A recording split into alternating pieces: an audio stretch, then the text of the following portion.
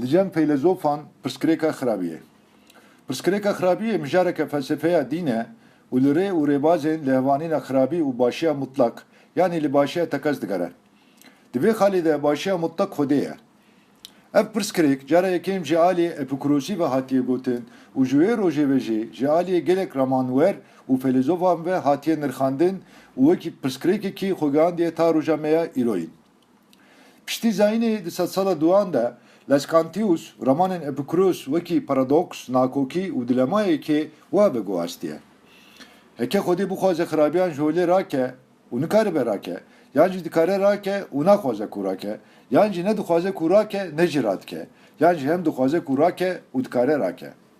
Heke Xwedê dixwaze ku xirabî ji holê rake û hêza wî têra rakirina xirabiyê neke, bê hêz e û ev rewş ne li gor xwî û xisletê Xwedê ye. Nayeke dikare xirabî ji holê rake, lêbelê naxwaze, nixwe ew hesûd e û ev rewşê ne li gor xwî û xisletê Xwedê ye. Heke ew ne dixwaze ku xirabî ji holê rake û ne jî ji holê radike, nixwe hem hesûd e û hem jî bêhêz e. Ev rewşê ne li gor xwî û xisletê Xwedê ye û di vê rewşê de jî ew ne Xweda ye. Nayeke Xwedê dixwaze ku xirabiyê ji holê rake û radike, ku bitenê ev rewş li Xwedê tê, nixwe jê derka xirabiyan çi ye? Yan jî çima Xwedê naxwaze xirabiyan ji holê rake? Heman pirsgirêk piştî sedê salan dîsa ji aliyê David Hume'yî ve jî bi şêweyekî dîn hatiye raberkirin. David Hume di berhema xwe ya bi navê Guftegoyên li ser dîn de ji devê Pihîlo wiha gotiye. Ma Xwedê dixwaze ku rê li ber xirabiyan bigire û hêza wî têrê nake. Nexwe hêza wî tune, yan jî hêza wî heye, lêbelê naxwaze ku xirabiya asteng bike. Nexwe ew ne dilpak e. Heke ew hêzdar û hem jî qenc be, nexwe xirabî çawa peyda bûne. Şûroveyeka din a balkêş jî şûroveya John Leslie Mackey ê filozofê hemdeme ku wiha gotiye. Xwedê heye, yek, Xwedê başiya mutlak e. Di do, hêza Xwedê tera hemû tiştan dike. Sê û xirabî heye. Çar. Şûroveya Mackey bi vî şeklî ye.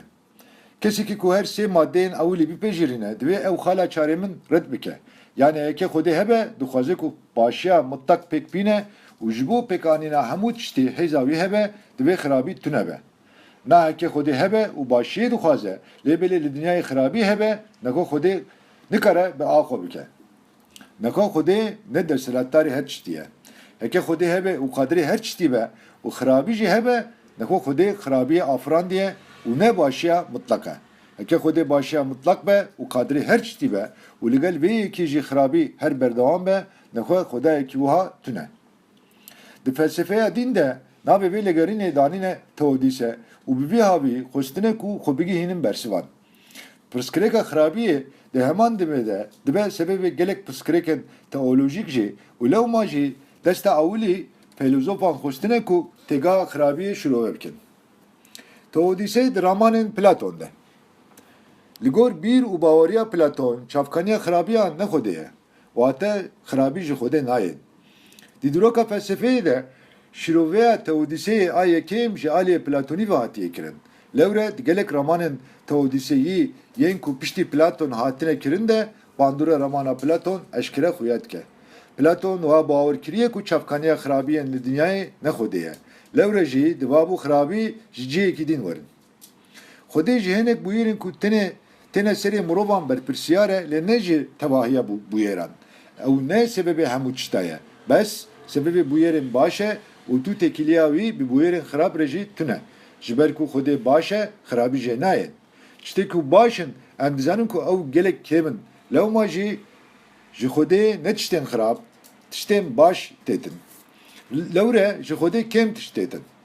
Nabe ku em Xwedê mîna sebebê xirabiyê bibînin û divê em wiha nefikirin û nebêjin. Platon maddeyê jî weke çavkaniya xirabiyê nabîne. Lêbelê meriv dikare bibêje ku li gor nêrîna wî çavkaniya xirabiyê ruhên xirab in. Mesela di kitêba xwe ya Timausê de ku derbarê kozmolojiya gerdûnê de ye, dibêje ku heta ji destê Xwedê hatiye wî xwestiye ku dinyaya me bişibîne heyînên herî xweşik, sipehî û bêhempa yên ku dikarin werin têgihiştin. Lêbelê ramangirên Platonparêz û Plotinus bi xwe jî maddeyê wekî çavkaniya xirabiyê nirxandine.